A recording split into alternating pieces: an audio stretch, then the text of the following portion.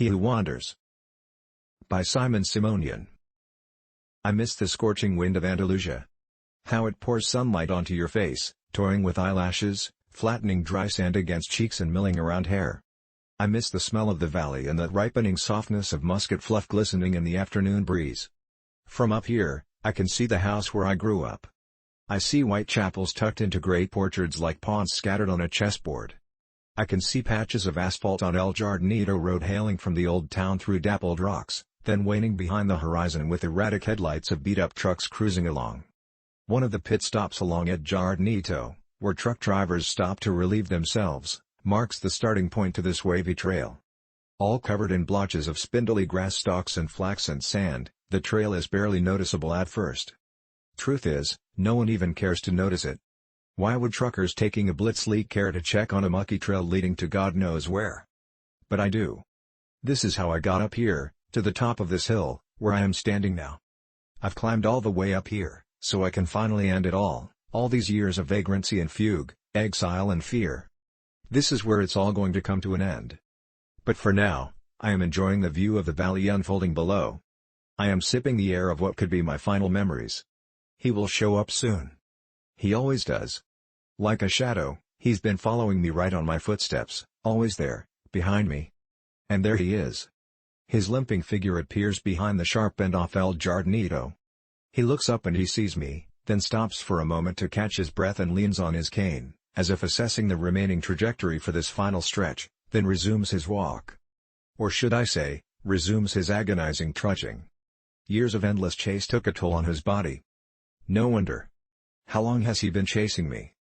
10, 20, 30 years? He is slow. Methodically slow. But for once, I will not run. I will wait. Right here, behind this rock. I will finally come face to face with him. This sharp Swiss knife blade I am holding in my hand will soon lance right through his neck bone. Yes, that's what I am going to do. This ends here, at the dead end of this sandy trail atop the hill overlooking the valley with its white chapels and musket orchards. Funny. After all these years, I still don't know the real name of my chaser. I always called him what Master Borges called him, he who wanders. He who wanders, listen. I will kill you. Borges. The Borges. I idolized him when I was in college. Many did, but I was different. It was 1961. I was an average lazy learner at the Universidad Laboral de Córdoba, floating around from one semester to another with barely passable grades. I had very few friends and almost no interests. One can say that I had an early form of an identity crisis. Besides chugging anisado, my only other passion was literature. Latin American literature. Borges and Neruda were at the forefront. One could only imagine my excitement when I saw a pamphlet hanging on the wall of the literature faculty. Spaces were limited. But who cared? It was the man himself, Jorge Luis Borges, coming to give us a lecture followed by an open panel of questions. Like a maniac, I rushed to the auditorium hours before the lecture. I was the first in line, and when the doors opened, I got the front row seat. The auditorium was packed with drooling chins of young self-proclaimed prodigies, awaiting the arrival of the Great One. And there he was, the blind lord of literature, walking upright onto the stage with a cane and his loyal assistant right by his side. Standing ovation. He nodded and made a "thank you, please be seated" gesture. Then he began. The lecture was dedicated to Spanish writers. I cannot distinctly recall if it was Cervantes or de Vega. It truly made no difference. Somehow, I managed to sit through his entire lecture, which lasted over 3 hours, and remember nothing. He talked slowly and methodically, pouring honey into our ears like Segovia's guitar, with his absent eyesight affixed on the ceiling. And then it happened. Something that caught me completely off guard. Before closing the day, Borges was about to take questions from the audience. Of course, I raised my hand, and so did about hundreds of other students. One of Borges' assistants whispered something into his ear, which made him smile. "It is an honor for me to be in front of an audience of young people, but our time is not infinite," he said with blind eyes still pinned on the far corner of the hall. "For that reason, I will randomly pick questions from 5 of you. I have never won any prizes or lotteries in my life. When I played poker or blackjack, I lost far more than I won. I knew my limitations, and that turned me into an average apathetic person, rarely trying to outdo oneself. And so, sitting still with little ambition, I got used to that. Until that moment. When I saw Borges pointing his finger in my direction, that came as nothing short of a shock. Me? Yes, young man. Senor Borges picked you. Step forward and introduce yourself, said his assistant. I did not know what to ask. So, I quietly mumbled my full name. Fernandez Agustin Navarro. Borges shifted his gray-shaded pupils in my direction as if reacting to a sudden buzzing of a fruit fly. Fernandez Agustin Navarro. Navarro. Haven't I met you once before, young man? He asked. No, Senor Borges. I never had the honor. But you will. We will meet again, Senor Navarro. You and I will meet again. But for right now, what is your question? The rest of the day was foggy. I don't even remember what question I asked. It must have been about him winning the Prix International, not sure. And maybe not important. No, not important at all. The greatest writer in the history of mankind called me by name, and then that bizarre unreal thing he said about us meeting again. When? 9 years later. In 1970. And there I was, a somewhat promising journalist in one of London's somewhat scandalous tabloid newspapers.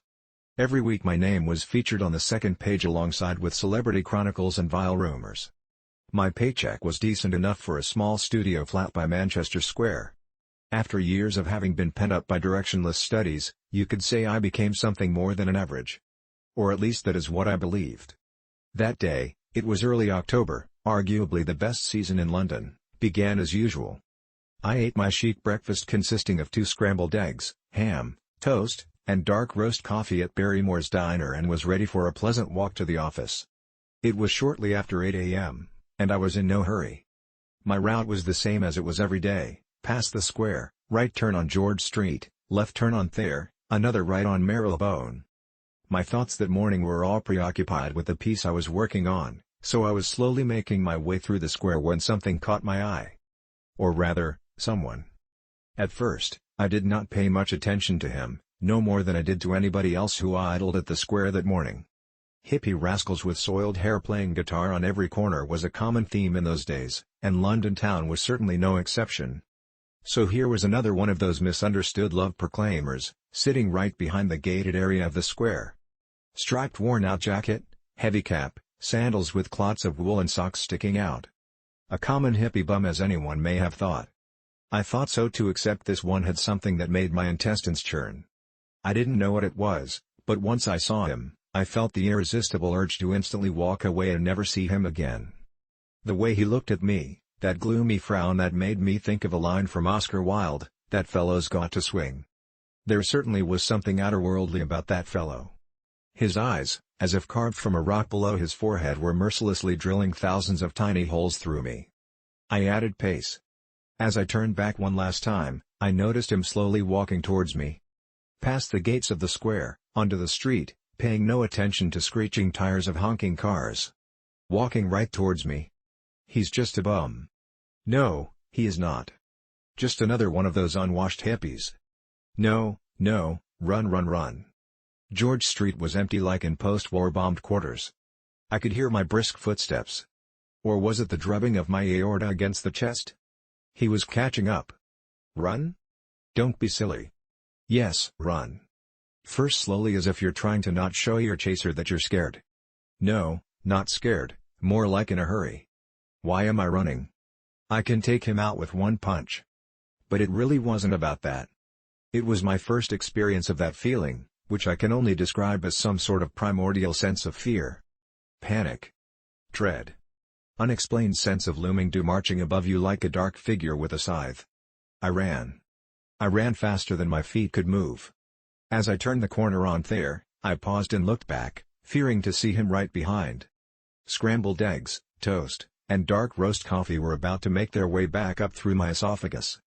Wiping the sweat off my palms onto my pants, I bent forward in a protective position and looked around. Empty windows of George Street were checking me out like a toddler witnessing parent in a cowardly act. Whoever that man was that incensed me into this uncontrollable panic, he was now gone. Shame on you, Fernandez Agustin, I repeated to myself while making futile attempts to enthrall palpitation to subside. Shame on you. I mumbled, repeating that word. Mumbling turned into whistling that song by Magic Lanterns. Shame, shame. I whistled, acting calm and self-composed. I sang without knowing words only to convert my mind to something else. I sang so others wouldn't notice me shaking. I climbed the stairs of my office building. 3 at a time. 3rd floor. The familiar smell of typography oils calmed me down. Safe heaven. Shame on you, Fernandez Agustin Navarro. Even now I question myself whether my journey to madness began on that day or was it underway for many years. Madness that creeps in and recedes in tidal waves. Is that how it usually happens? All I know is that an hour later I was laughing at my little moment of weaknesses. Preposterous and rubbish, my thick Andalusian twang spoke to me. The idea of being fully checked out by a specialist did cross my mind, and I immediately thought of Dr. Patel in Camden Town. He'd give me a comfortable medical diagnosis like a panic attack and prescribe some white pills, I thought. Little did I know that the day had more surprises in store. The unnerving script development continued in a more eerie fashion when my boss marched to my desk with a pack of printed paper. No, Navarro, you are not going to see Dr. Patel in Camden Town who will make a judgment call on your insanity. Instead, you are going to do an article on Jorge Luis Borges' new book. He is making his presentation today at London Public Library and blah, blah, blah. I forgot about the panic attack.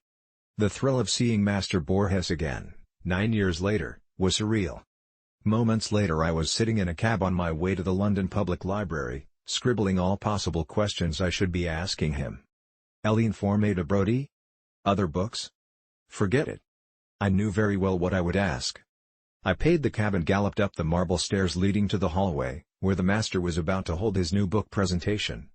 I elbowed myself through the crowd of journalists to occupy the coveted front row spot. Quick inventory check, wallet, J-sack along with the omnipresent Swiss knife. Seconds ticked leisurely on my wristwatch. 4 more minutes. Forget this morning's sickness. Forget drive. Patel. Collect yourself, Fernandez Agustin. Navarro. That's your last name, isn't it? Yes. Yes, Señor Borges. But how do you? 9 years ago, in Córdoba. I told you we would meet again. Do you remember? I nodded rapidly, completely forgetting he couldn't see me. Stupid. Perhaps, continued Borges, it would be more prudent for us to speak privately after the conference. I invite you to have coffee with me. You like Colombian coffee, Mr. Navarro? I shall see you precisely at 6 o'clock at the address that my assistant will provide. His blind eyes were still affixed at the top far corner of the hallway, far above all the congested sharp-penciled critics and arduous followers of his divine writing. The attention was now all on me, as revealed by hundreds of photo flashes from behind. I thought of all the explaining that I would have to do tomorrow. How does Borges know you? Are you friends? You were raised in Cordova, are you his illegitimate son? Back then I did not know. Answers came later. Memory is a tricky animal. As I gaze over the valley and satiate my lungs with familiar smells, I cannot think of anything specific. Vague and elusive memories of my childhood home. And these orchards, these white chapels and the old town itself, nothing but an incomprehensible sensation somewhere down there, below the chest cage. I close my eyes and let the sun twirl around with tinted specks of mosaic light. I am trying to focus without looking. Alas, nothing comes to mind. I've been robbed of my memory. You. I cast my eyes at the trail again. He is closing in.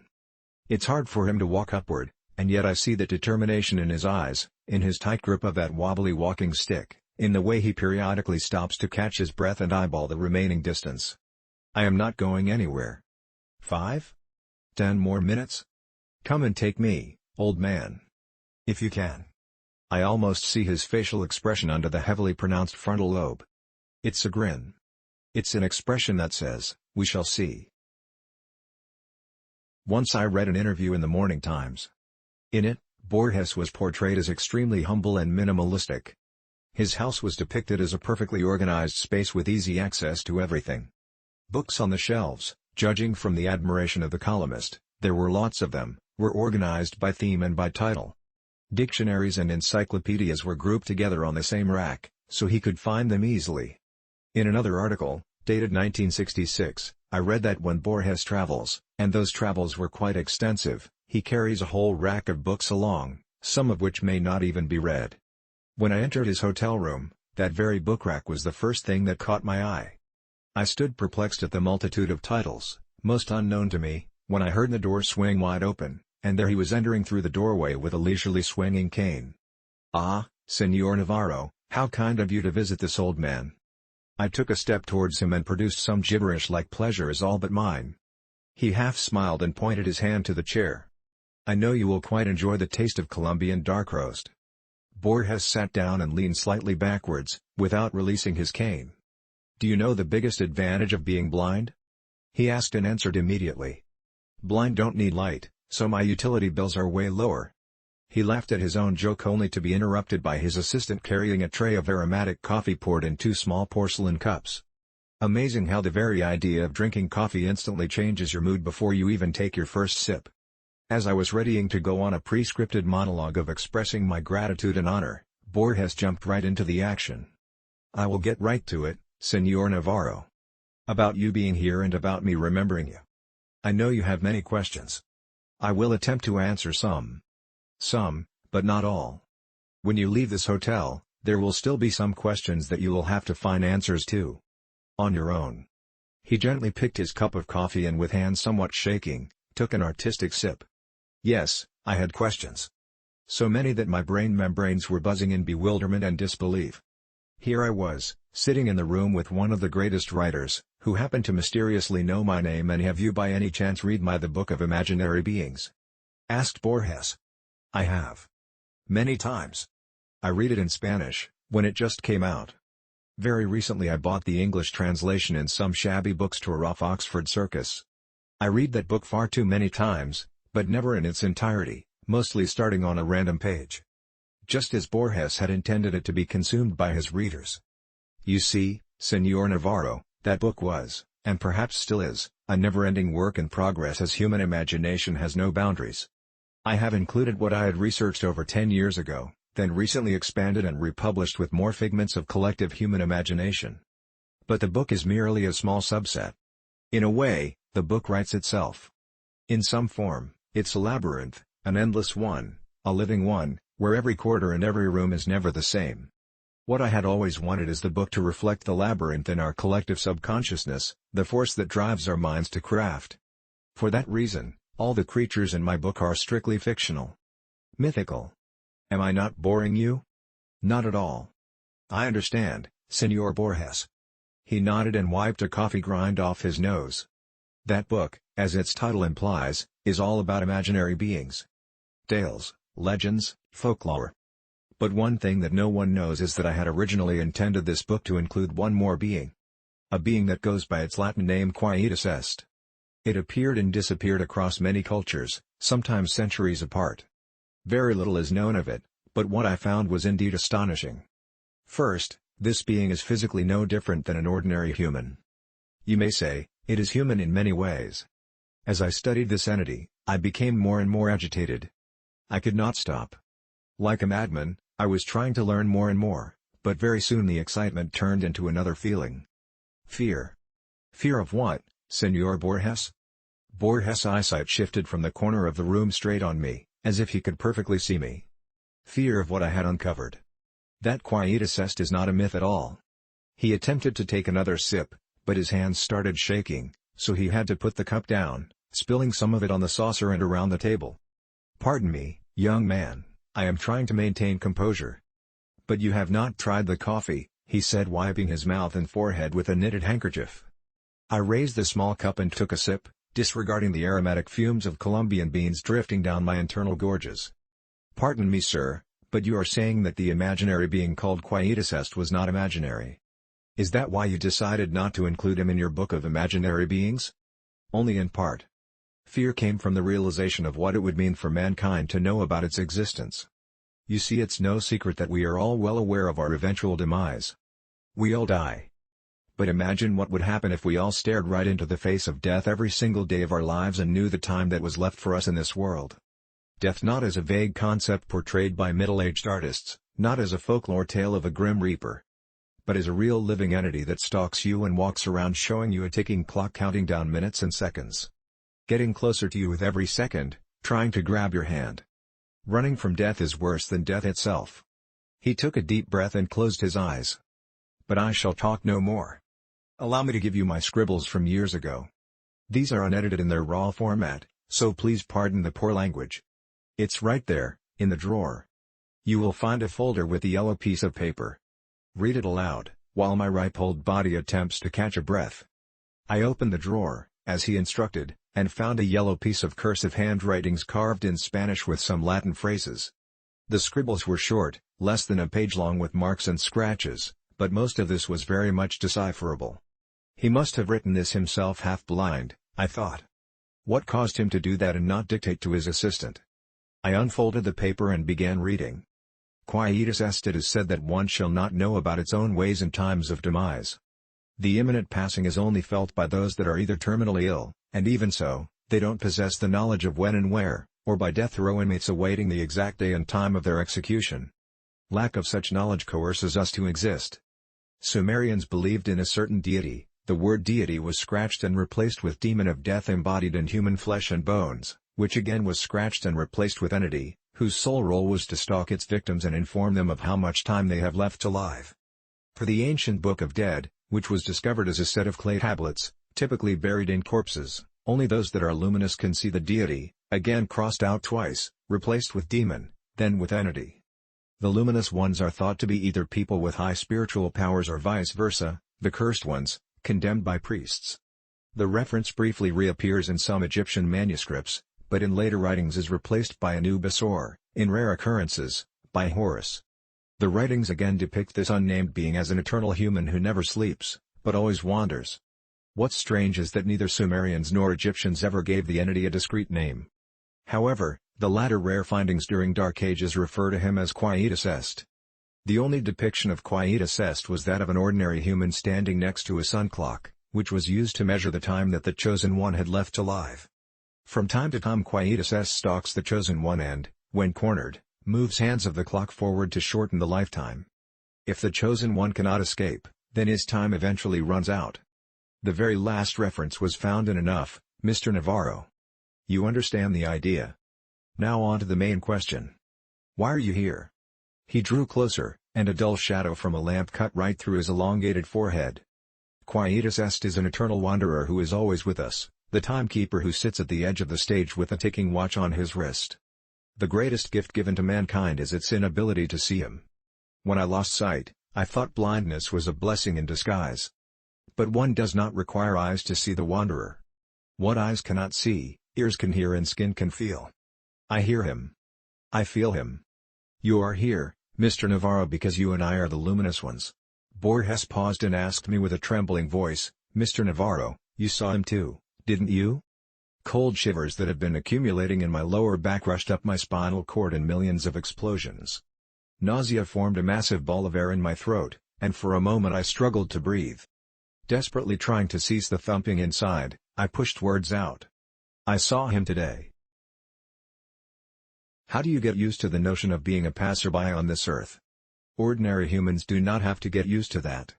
We have that built-in protection layer, that safety cork in our brain membranes that separates the realization of being mortal from flooding down upon us. It allows us to breathe the air. It lets us exhibit this extraordinary, yet sacred carelessness. The mental block that denies the laws of life on a primitive emotional level even for the keenest scholars. The indecipherable tetragrammaton is shown to us in every step we take, in every cup of Colombian coffee we sip, in every word of wisdom that we collect from books. Every second we bypass the sinister tick-tock and hear the name of the God being whispered into our ears. And yet we, humans, turn around and whistle shame shame, deceiving our own self-cognizance.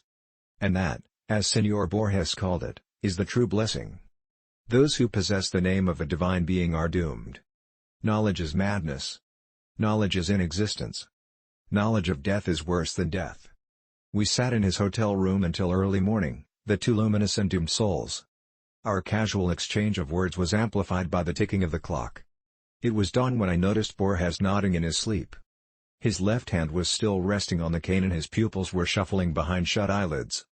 Borges was dreaming. So must have I. As I was exiting the foyer of the hotel, I hid behind the column and looked around the street. It was empty. Bleak light of street lamps drew strange crossbeams on pavements. Early October leaves were gyring in closed circles like witches around the fire. I was looking around, hoping to not see him. He wasn't there. But he was. I felt his presence not very far from me. Muscat orchards, they resonate inside like echoes of a guitar string heard from a deep alcove, but nothing particular comes to mind. I am trying to shift focus from one object to another, but my nomad memory is lost in endless labyrinths. You took my memories away from me, didn't you? Wait, mortal. Wait 5 more minutes, and you will know the answer, I hear in my brain. He is talking to me now. I can see how the long uphill walk is wearing him out. But what are pain and tiredness when you're crossing the finish line? As Borges warned me, do not ever come close to him. Do not look him straight in the eyes. He will always be near. His watch will be ticking. If he attempts to catch on, run. But he will forever follow. In a way, he will be like a shadow of you. And I ran. And he wandered. I evaded. He followed. He came too close to me in my hotel room on the second day after my long night in Borges' quarters. The fool in me still thought that escaping from him would be as easy as moving into a new flat. Or checking into a hotel. So I did just that. It was some shabby hotel minutes from my work where I decided to spend a few nights just to think things through. That evening, and I remember every minute of it, was my first face-to-face encounter with him. My room, B6, was on the basement level. As I stumbled through the dark hotel corridor, trying to find the key to my room, I felt his presence, but my ignorant foolishness dismissed all mental warnings and turned the keys. As the door hinge squeaked, I took my first step into the hotel room. A street-level window was casting 2 thick yellow streaks of light on the floor carpet. I smelled dust and spiderwebs. He was in my room. Sitting on the edge of the bed with a rope in his hand. A thin white blanket was covering his head like a shroud around a statue. I stood in a stupor like a paralyzed insect. An avalanche of sweat gushed from every pore of my body. With hand twisted behind my back, I was feverishly trying to twist the doorknob. He got up from the bed with a groan. He took a step towards me. Hand too sweaty to turn the knob. Open it. Open. He grabbed my wrist. Open. Run. The stretched corridor of the hotel basement flashed like random shots of a silent movie. Run. B5. B2. B1. Run. Staircase. Up. Exit. Run. Your time is coming, Fernandez Agustin Navarro. A whisper crawled into my ears. Coming, coming. Hissed the wind. I ran until my legs gave in. I fell down somewhere in the outskirts of the town, passing out in an alley amidst rubbish until sunup. My madness has begun. In the days following my first face-to-face encounter with Quietus Est, I've moved out of my London flat. I had some savings, enough to tramp town to town, continent to continent, doing temp jobs here and there, sometimes sleeping on streets. He was right behind me. Even if I didn't see him for a month, I knew he would soon catch on. It would be only a matter of time for him to pop up somewhere on the opposite side of the street, in the next car over on the subway, or madly prying through shutters of windows in the house across. My attempts to speak to Borges were futile. How does the blind master live with this curse, I wondered. How does he manage to evade his sinister follower? I had questions. Far more than I had anticipated. But Senor Borges was already on the other side of the globe. I wrote him letters. He never replied. I tried calling hotels where he stayed. Unavailable. The books that he wrote, I bought all of them in attempts to find hidden meanings. What if he had secret messages for me inside his writings?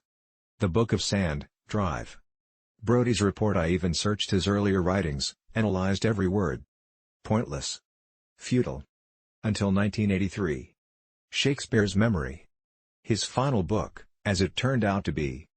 I was somewhere in Eastern Europe when I bought the book. Immediately I began my scrupulous study. Letter by letter, page by page, analyzing every space and every punctuation sign. And that's when I found it. The answer. The answer was the story itself. The story that did not require much study or decryption. All I had to do was read it. I knew I had to come face to face with Quietus Est like Borges did, but not before having to go through the life of an exile. That's what Borges had intended me to do.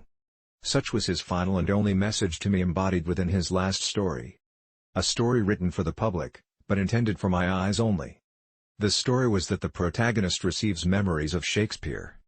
Memories that overwhelm him, overpowering his own. He forgets modern-day cars and engines, instead remembering faces and names from some distant past, memories he has never known.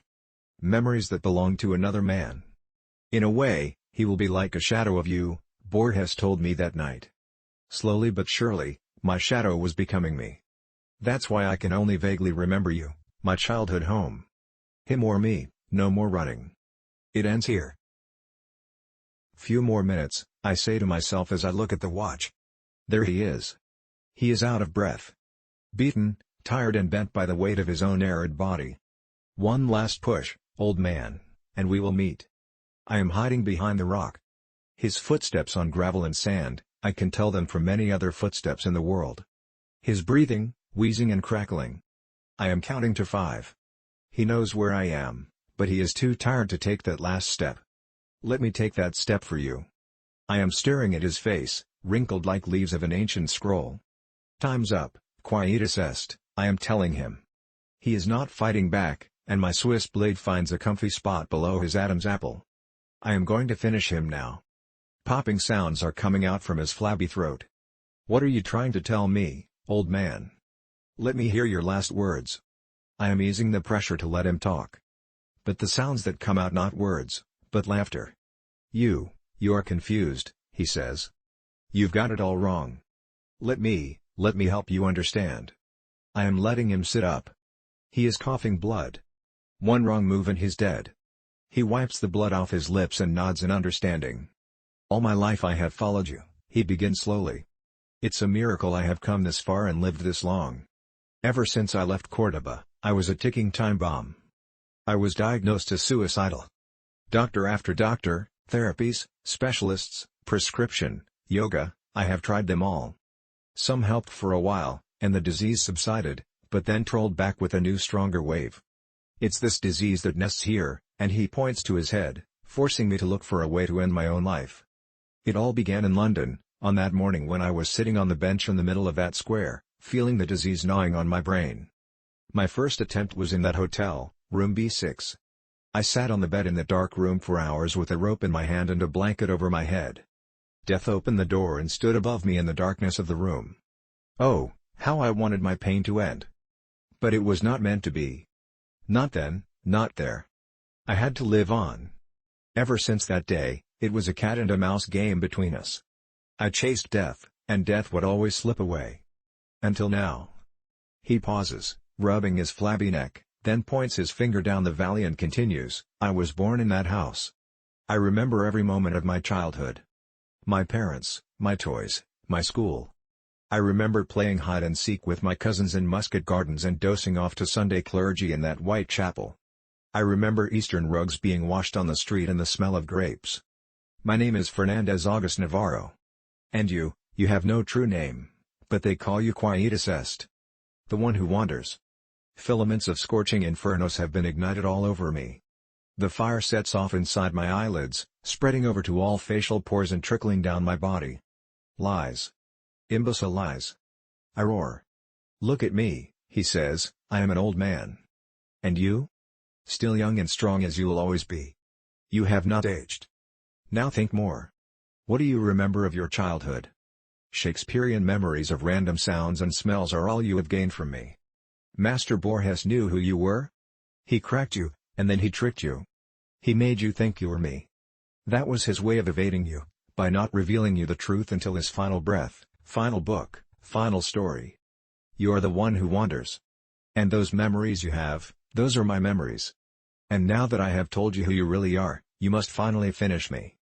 I have heard enough of his fibs. I am throwing my knife away. I shall not require any blades to finish him. With hands clenched around his thin neck, I am strangling him. I hear him squeal as the grip tightens. I feel the crackling of neck bones between my thumbs. I see him gulping the air in warm convulsions. He looks peaceful. I sit on his chest and watch his last breath picked up by the wind, carried down the valley to the gardens, passing by the white chapel and the house where he grew up. The scorching wind of Andalusia is pouring sunlight onto his face, toying with eyelashes, pounding on cheeks and gyring through hair. He must have missed the smell of the valley and the ripening softness of muscat fluff glistening in the air. I am rewinding my wristwatch and walking downhill along the wavy trail, my thumb's still sore from killing. I am taking small steps sideways. Once I reach El Jardinito Road, I will hop on the first bus, and from there I will travel west. Or north. Destination will never matter. Anywhere is where the roads take me. Me, the one who wanders.